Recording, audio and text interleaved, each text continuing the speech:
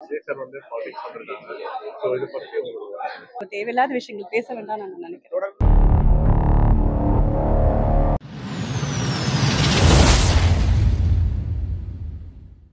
எல்லாருக்கும் வணக்கம். ரொம்ப ஸ்பெஷலான ஒரு ஈவினிங் எங்களுக்கு. ஸ்னேகா அவங்களோட ட்ரீம் ஸ்னேகாலயா சில்க்ஸோட ஃபர்ஸ்ட் ஈவெண்ட் இது.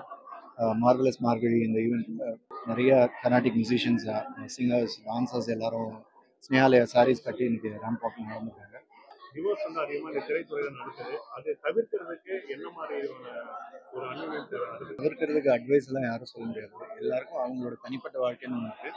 That's respected. விஜய் சார் கூட கடைசியா ஒரு படத்தில் நடிச்சிருக்கீங்க. விஜய் சார் வந்து பாலிடிக்ஸ் வந்திருக்காங்க. ஸோ இது பத்தி உங்களுக்கு ஆசைப்பட்டாங்க. அது அவரோட சாய்ஸ் அண்ட் கண்டிப்பா நல்லது பண்ணுவார்னு எல்லாரும் எதிர்பார்க்கறாங்க. பண்ணுவார் நம்புறோம். தொடர்ந்து அவர் வந்து படம் நினைக்கிறவங்க அவங்களோட ரசிகர்களோட விருப்பம். இப்போ சினிமாவில் இருக்கவங்களே விருப்பம். ஸோ அதுதான் நம்ம மத்தவங்களோட பர்சனல் லைஃப் பத்தி நம்ம கேட்டு அது பேசுறோம். அது நம்ம சொல்லக்கூடாது. அது அவங்களோட பர்சனல் சாய்ஸ். நடிக்கிறதும் நடிக்காததும் அரசியலுக்கு வரதும் நல்லது பண்ணணும்னு நினைக்கிறது அவங்களோட பர்சனல் சாய்ஸ். பண்ணுவாங்க. நம்ம டாஸ் தான் பண்ணேன். அதுக்கப்புறம் ஒரு 5 இயர்ஸ்க்கு அப்புறம் தான் நான் vote பண்ணேன். ஸோ நல்ல படம் கிடைச்சா கண்டிப்பா நான் பண்ணுவேன். பட் இப்போதைக்கு ஸ்னேகாலயா சில்க்ஸ்ல பிஸியா இருக்கேன். இப்போ தேவையில்லாத விஷயங்கள் பேச வேண்டாம் நான் நினைக்கிறேன். தொடர்ந்து இந்த கர்நாடிக் சாங் பாடிக்கிட்டு இருந்தவங்கள இந்த மாதிரி ஒரு காஸ்டியூம் டிசைன் பண்ணி பண்ணிட்டு எப்படி தோணுச்சு? யூஸ்வலி பார்த்தீங்கன்னா இந்த மார்கழி மாசம்னாலே கர்நாடிக் சிங்கர்ஸ்லாம் பாடுவாங்க, கச்சேரி நடத்துவாங்க, மியூசிஷியன்ஸ்லாம் வரும். எல்லா ஆர்டிஸ்ட்டும் மியூசிக்கல் நைட்ஸ் பியூட்டிஃபுல் ஆக்குவாங்க. இது ஒரு வித்தியாசமான ஒரு ஈவெண்ட்டாக எனக்கு தோணுச்சு. அவங்களாம் இந்த மாதிரி அழகா இதான் சொன்னேன், சில்க் சாரீஸ் என்றாலே கர்நாடிக்கும் சில்க் சாரீஸும் கோஸ் ஹேண்ட் இன் ஹேண்ட் சொல்ற மாதிரி. அவங்களோட பாட்டை ரசிக்க வர அதே அளவுக்கு அவங்க புடவையும் ரசிப்பாங்க. அவங்களுடைய நகை அதையெல்லாம் பார்க்கறதுக்கும் ஸோ இந்த ஐடியா கொண்டு வந்தது I think Lakshmi ma'am and Saraswati ma'am தான். இப்படி ஒரு விஷயத்தை கொண்டு வந்தது. அது ரொம்ப அழகான ஒரு விஷயத்தை பண்ணியிருக்காங்க.